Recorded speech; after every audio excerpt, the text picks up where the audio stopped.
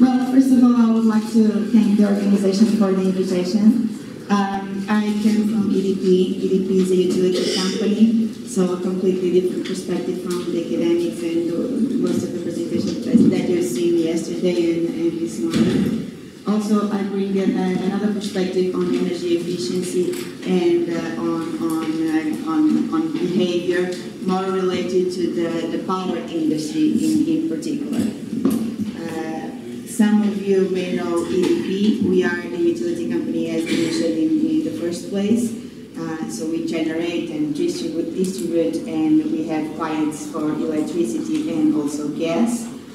So my presentation will be more focused on the power sector, as I mentioned. Another colleague of mine, actually the one you have on the agenda, was supposed to be here today, and he had a last minute agenda conflict, so I came here to replace him. He would be he's one of the persons in charge of our retail business, so we would be more comfortable and to speak with propriety about our retail initiatives. But still, I'm going to focus my presentation on long-term trends on sustainability and how energy efficiency plays a role here, and the main price distortions that are preventing more engagements in energy efficiency. Okay. So if you feel that you want to jump in and interrupt and ask a question as we go along, please do so. Otherwise, at the end, I'm sure there will be some time for questions and answers. Okay, so as I mentioned, my presentation will follow these three main topics. So first I'm going to talk about long-term trends on sustainability and what that implies for energy efficiency in particular. Then the second chapter will be about price distortions. What the price signal is telling us to do and what the price signals should tell us to do.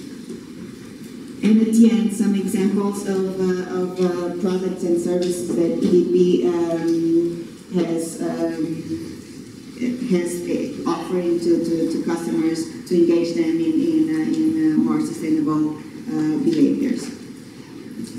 So starting with this big picture and long-term trends, as you know, the world as a whole has a big objective to reduce emissions by 50%, at least 50% by 2050. Europe in particular has committed to at least 80% emission reductions by 2050, this compared to 1990 levels. So this is this poses a huge challenge to the economy as a whole. All sectors have to engage, all sectors have to contribute to actually be able to achieve this major goal. In particular, reducing emissions imply three main trends for the energy sector in particular. A huge push for energy efficiency, a huge push for electrifying energy consumption, and finally to decarbonize the power sector. So by 2050 the power sector will be completely different from the power sector that we have today, and it will be pretty much zero emissions power sector. Okay. Actually, the International Energy Agency, most of you probably already know these graphs. The International Energy Agency forecasts that to actually be able to satisfy the 2-degree trajectory for emissions, we still have to do much more efforts than the ones that are already announced, and the efforts will be mainly focused on the blue and green areas there. One of them is energy efficiency and the other one is renewables. So energy efficiency and renewables, without any doubt, are the two major ways to actually be able to decarbonize our economy. And on the right-hand side, we see what we have today in terms of investments in the decarbonization of the energy sector, and the central scenario, which is with all the compromises that are already announced, and the target of trajectory. And as you can see, the blue area is the biggest one, and that refers to investments in energy efficiency. The green one is, like I said, the other major trend, renewables. Renewables, these two graphs here show the trends in the levelized cost of energy. This is an indicator of how much it costs to generate electricity on the left-hand side from wind, onshore wind, and on the right-hand side from solar, photovoltaic solar. And the points and the trend represent the way costs have been declined in the past. And this is major. I don't know if you have this understanding, but even wind, which is a technology that most of us consider already mature, has learned in the recent past, and the costs have sharply decreased. We see here that the costs have decreased by half, 50% since 2009 for wind. And for solar, the numbers are even more impressive. We have seen a decrease of 80% since 2008. And the trends are continuing to show a price decline, a cost decline of these technologies. So this is actually one of the reasons that justify the role that renewables will have to play in the future for sustainability. Another interesting way to see this is that, in fact, because of this learning effect, and because of the fact that renewable costs have decreased, all the projections for renewable penetrations in the future have been increasing. And these graphs here, what they show is each of these lines are the projections for renewables, in this case for wind and for solar, for renewables in the future. So in 2006, these were the projections from the International Energy Agency. And these projections have been constantly revised upwards. Of course, motivated by the fact that the costs are decreasing. For the power sector in particular, these trends, renewables and decentralized renewables in particular, because as you know, mainly solar is used in a decentralized way, all this poses a huge complexity and huge challenge to the power sector. So what used to be a centralized world of producing electricity is becoming more decentralized. Instead of the conventional fossil fuel fired power plants, now we have more renewables into the system. And before, or with the traditional conventional power plants and even hydro with pumped storage, we were able to control or to dispatch, that's the way we used to say, we are able to dispatch the energy, so we're able to actually give an order to the power plant to generate more or less and to adapt to the consumption. With these new sources, which are mainly intermittent, we don't have that ability to control or to ask a wind turbine to suddenly increase generation because the resource is simply not there. Okay. So as you may imagine, even though some of you may not be experts in the power sector, all these changes in the context pose tremendous challenges in how to operate and actually manage the system. It is increasing instability, changing the way the energy flows in the networks, congestion, and also on the economic aspects, on the market sides, huge volatility in terms of pricing. The solutions to cope with all this complexity, some of these solutions will have to come from the downstream side of the market. That means from the retail, from clients, through ways of storing energy, and that could be also done. That can also be done in a centralized way, but also through decentralized ways of storing energy, and different ways, different technologies, different ways that here I put all together into this box of smart analytics, which incorporates changing behaviors from consumers, the ability to generate local electricity, so the distributed generation, the ability to respond and to manage your own consumption, demand-side response. All of this implies the need for flexibility. Flexibility is key in this future world of renewables and decentralized generation.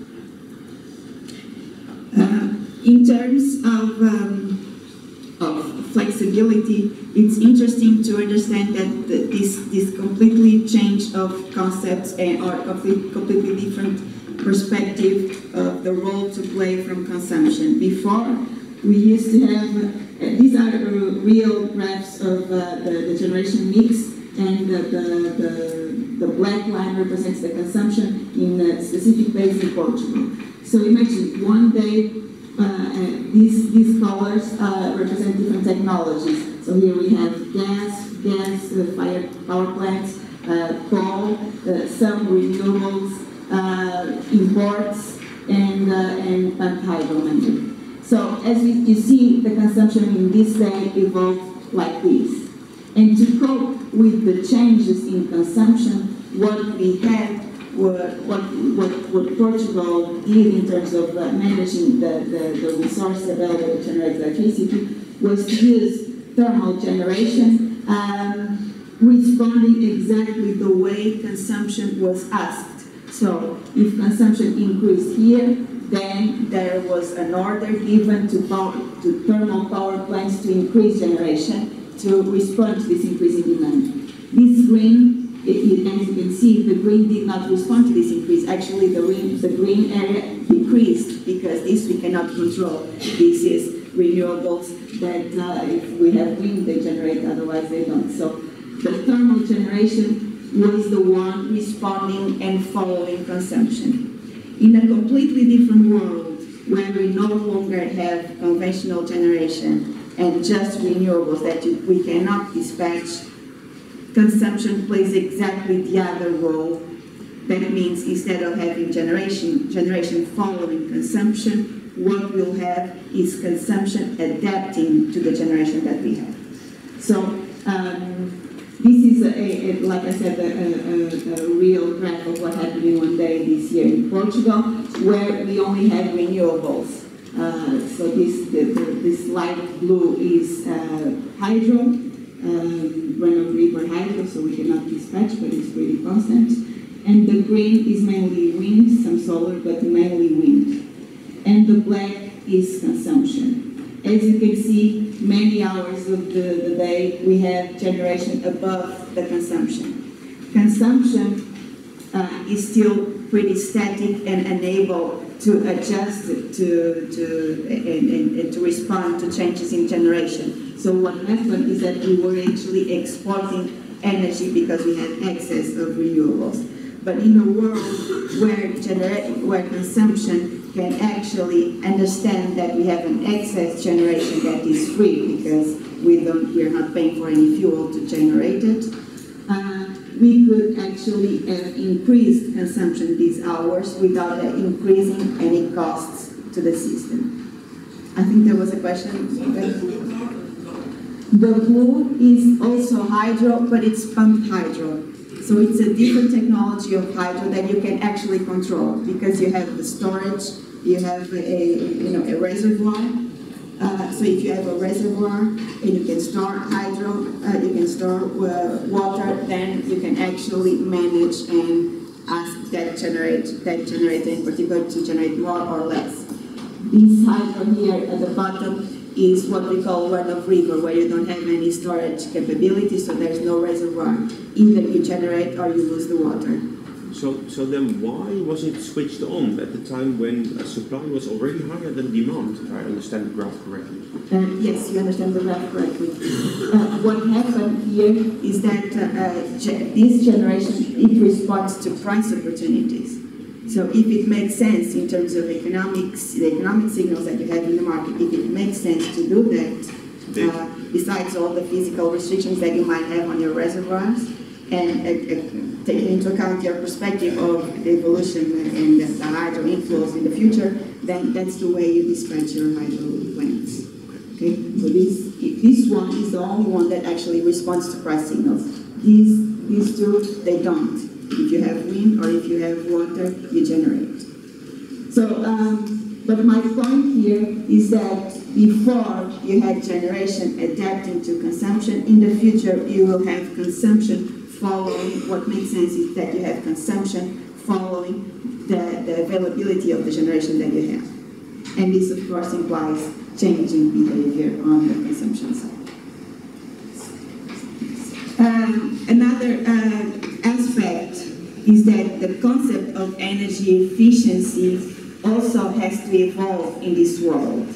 Before, when you have a generation system that is mostly pollutant, that means mostly composed by fossil fuel power plants, so we're talking about limited resources that you can dispatch. And when the costs of the system are mainly related with the usage of the system. So if you generate more, you use more fuel, so you pay more. Then the scarce resource in this context is energy. So in this context, the traditional context, energy efficiency means reducing consumption. In the future, when you have a decarbonized power system, where all your resources are clean and abundant, your scarce resource is no longer energy, is capacity, availability to generate. And your costs are not related with the usage, because if you use more, you don't pay more. The fuel is free. The costs are related with installed capacity, the capital that you have to invest in the first place. So here, the scarce resource is capacity. In this world, energy efficiency is not reducing consumption. In this world, energy efficiency is consuming smart, is consuming when you have the resource available. Okay, and there's a lot of confusion on this topic of energy efficiency, and even at the high officials. Sometimes when we talk with different people, even within the government, regulators, policy advisors, and etc., they always have in mind that energy efficiency means reducing consumption. Reducing consumption. That is only true when we're talking about this conventional world or traditional world. If we are in a world where you only have renewables, energy efficiency is a different thing. Okay. Another misperception that is done oftentimes is that energy is not electricity. Electricity is just a small part of energy consumption. And energy efficiency, even in a world where energy efficiency implies reducing consumption, we're talking about reducing consumption overall, not necessarily reducing electricity. And it's interesting to see that, in fact, electricity and the consumption of electricity has increased. This is the graph on the left-hand side, shows the historical trends and the forecast for electricity consumption. In fact, electricity consumption has increased steadily in the past, and it's forecast to increase in the mix of energy consumption. As you see here on the right-hand side, among all these different sources of energy, coal, renewables, oil and gas, electricity is the one that has historically increased at the highest pace, and is projected also to keep increasing at the highest pace in the future. And this is because actually electrifying energy, because some ways that we consume energy that is not electricity, so electrifying energy consumption, in particular in the transport and in the heating and cooling sector, is done with energy efficiency gains. And it's done not only with energy efficiency gains, but also facilitating the decarbonization goal, because it's through electricity that you can easily decarbonize your energy consumption. Maybe I'm not getting into details into this graph, but just jumping into this, the next two slides that show you these two reasons why electrifying energy consumption makes sense for decarbonization. It makes sense because you can use technologies that are fueled by electricity instead of conventional fossil fuels. And by doing that, you have efficiency gains just because your technology is more efficient. And it would be more efficient as you use more and more renewables in the power sector, of course, because as you increase the usage of renewables in the power sector, you increase also the efficiency of the conversion process in the power sector overall. So this is even higher if you have a power sector that is 100% renewables, let's say. So decarbonizing through changing, introducing electrification in the transport and also in the heating and cooling sector, doing it with the efficiency gains through technology, and also through the ability, as I was saying, of implementing renewables in the power sector, which is much easier and much efficient in terms of in economic terms than in the other sectors.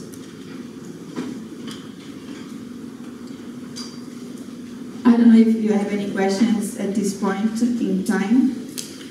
If not, I will jump into the second chapter of price distortions. So basically, the main message that I would like to leave you here from this first chapter of achieving the long-term decarbonization goal is that indeed energy efficiency, renewables, and decarbonizing the power sector are the main goals. Energy efficiency is not necessarily reducing energy consumption, and energy is not the same thing as electricity. Okay, yes? Just got a question. You obviously, Portugal can benefit from exporting interconnection to Spain, right? So you were, that day where there was a surplus of renewables, you were exporting to Spain, I suppose? That's correct. And I guess I'm just interested in the extent to which, I guess, Spain acts a bit like a massive energy or electricity storage reservoir for you. I mean, I imagine that in the future they're going to have similar challenges to periods of excess renewables, like at the same time that Portugal have. So, to what extent do you see that as a resource that you'll be able to keep using, or actually that's going to start dwindling as well, and it's even more of a challenge for you to balance the system yourself? That's a very good question. Actually, we use interconnection as one of the ways to introduce flexibility into the system. Okay. Basically, today we have two ways to introduce flexibility in bulk terms. It's through interconnection and through pumped hydro. So when we have excess energy, like renewables, there's only two ways you can, if you don't have consumption for those, there's only two ways you can do it. You can increase your pumped hydro, so use the energy to pump hydro into your storage, into your reservoirs, or export if, like you said, if the other side of the border is willing to receive that energy. If we have two systems in the future, if the two systems are in the same conditions, if you have excess wind here and excess wind across the border, then you need other ways to respond to that flexibility. And there's where consumption or the downstream side of the business comes into play. When you have, in the future, when you have the availability from the consumption side of the business to respond to that. And you know that energy is not costing more, so you can use it. Maybe you can use that energy to charge your electric vehicle, and you will not see that excess. that's what I was saying, and the point I was trying to make, that in the future you will have consumption adapting to your generation, and not generation adapting to your consumption. Yes. We have a question with respect to energy efficiency. I mean, the major issue there is like it's a high capex, as you indicated in your slide. Plus, mainly if you talk to public entities, or you talk to like companies as well, per se, like the industry, energy efficiency is not a core business. So who is pushing this here in Portugal, for example, to address the issues? Municipalities, they say, I don't have the capacity to employ other people that actually focus on energy efficiency, like LED, street lighting, or heating ventilation. The industry themselves, the CFO says, I make investments that have a payback time of 2-3 years. Anything that is longer than 5 to 7 years, you don't even look at because it's like target basically. Is that here addressing the discussions you have with the government, or? There are still many distortions preventing the deployment of energy efficiency, and on one of them I'm going to talk here. It's about price distortions. But there are, to address energy efficiency, sometimes it works best, the command and control type of rules, than markets or other incentives. And in fact, in Portugal, we do have some command and control, like we do have some legislations that to make sure that some companies, for instance, are obliged to perform audits, energy audits. We have, like in the public sector, the public administration has specific targets to increase their efficiency, to introduce more efficient technologies, to refurbish buildings and things like that. So there are some objectives and some rules applying in all sectors. But we also see many companies emerging in the market, and EDP is one of them, that is performing, that it's actually performing this bridge, trying to solve and the obstacles that are preventing the adoption of some energy efficiency technologies, like you said. Most of them are because you don't have the knowledge, or you don't have the time. That's not your focus on your business, and also because you don't have, you're not willing to invest that capital and wait for huge, time to recover that investment. So what we see in the market is some companies showing up to actually share the profits, and are willing to invest for you and share the profits with you. I agree with that. Audits, that is not. Finland as well, we have a lot of audits as well, but normally that doesn't lead to implementation, first of all, and second, the government as well, there's the 2020 target, and you know that governments don't do any kind of energy performance contracts.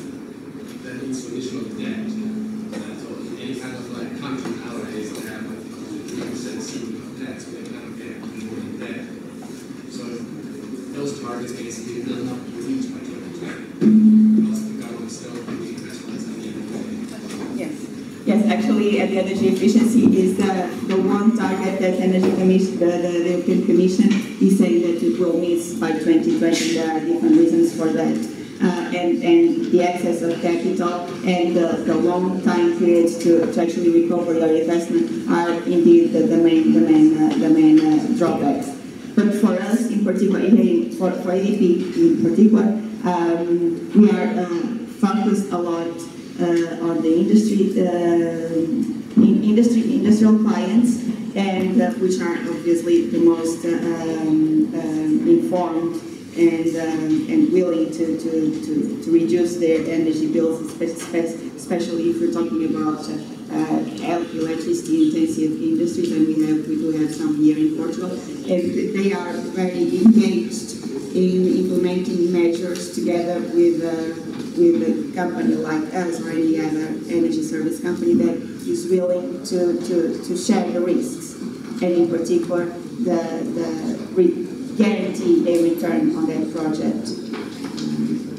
So that's pretty much the way it works. Okay, so if there are no more questions, I will jump into this this second chapter of price distortions. And this is related with electricity in particular. Okay, so as you might know, the electricity bill has three main components. One of them is actually the energy that we consume, so the cost to generate and to commercialize that energy, which is represented there on that graph by the blue line. Then we have the costs of the networks, which is here represented by this yellow line. And finally, a huge part, and has increased in the past, of our electricity bill refers to policy costs and taxes. And this is the purple line here that we've seen increased. Typically, energy is the only component which has underlying costs that are expressed, that are dependent on volume, exactly. These costs here, the underlying costs of the grid and of most policy costs and taxes, they have nothing to do with the amount of electricity that you consume. So independently of the amount of electricity that you consume, the network is pretty much the same, and these costs here are also pretty much the same, except for this one, the energy itself. But as you may notice in your bills, you pay pretty much everything per megawatt hour or per kilowatt hour, meaning that if you consume a lot, you pay a lot. If you don't consume, you don't pay, except for maybe in some countries you have a small fixed cost that you pay every month. Some countries do, some they don't even have this small fixed component. So if you don't consume, you don't pay, although the cost structure of your system is not like that. As I was saying, energy is the only part of your cost structure that changes with consumption. The others don't, but you pay more if you consume more. So this introduces a huge price distortion and gives completely wrong signals to consumers. This is telling consumers that if you reduce consumption, you will pay less. But as you can imagine, you will pay less, but the cost of the system is not decreasing. So there's a mismatch here. Okay. This is not a particular case of Portugal. This holds true pretty much in every country. Okay. The US is the same. It's even worse than most countries in Europe. Spain, Italy, and Portugal are the ones that I have here shown in this picture. So one of the bars represents the cost structure in terms of fixed and variable. And the right bar represents the revenues. That means the way you charge clients between fixed and variables. And we see this mismatch. In Portugal, it's like this. 20% of the costs of the system are variable. 80%, the huge majority, are fixed. But the way we charge clients is only 10% fixed. Okay? Everything works fine if you are in a world where consumption increases. Everything works fine if you are in that equilibrium point. The problem happens when you decrease consumption. And the price signal is telling you that you should decrease consumption. Because if you decrease consumption, then you decrease your bill at the end of the month. Okay? This graph here shows the theoretical mismatch between the revenues, or the way your bills are charged, and costs, the costs for the system. So every time consumption decreases from that equilibrium point, what happens is that we pay much less than the system costs reduce. So there's a deficit that is generated. Okay? You may say this is just a momentary thing, because on the following year you recognize that deficit and you correct that. But the way you correct is by increasing the price rate for all consumption, and again reinforcing this distortion on the price. Another distortion that this implies is that if you have clients those clients that are consuming above the average, they are paying much more than their fair value to actually subsidize those clients that consume below the average load factors. Okay, so you also have this cross subsidization effect. So in the literature, sometimes this is referred to the death spiral in the retail side of the business, because actually what happens, as you already understood, I guess, is that every time you reduce the consumption, be it through energy efficiency or because you install your distributed energy resources, every time you reduce the consumption, you generate deficit. To correct this, you have to increase the tariff. By increasing the tariff, you're giving consumers the wrong signal that they should decrease consumption. And then again, you enter into this, either by changing behavior or implementing distributed energy resource, and you enter into this debt spiral. Also, this has a tremendous social effect because you're actually incentivizing the consumer divide. Actually, the ones that will feel this tariff increase are the ones that in the first place didn't have the ability to invest in, say, a solar panel to decrease electricity consumption.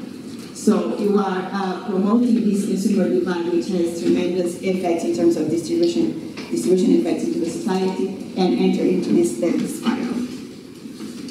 There are different reasons, but I think I'm getting short in time, so I'm going to jump over this slide that explains the different reasons why this used to be like this and why it doesn't make more sense. It doesn't make any more sense to do it in this way.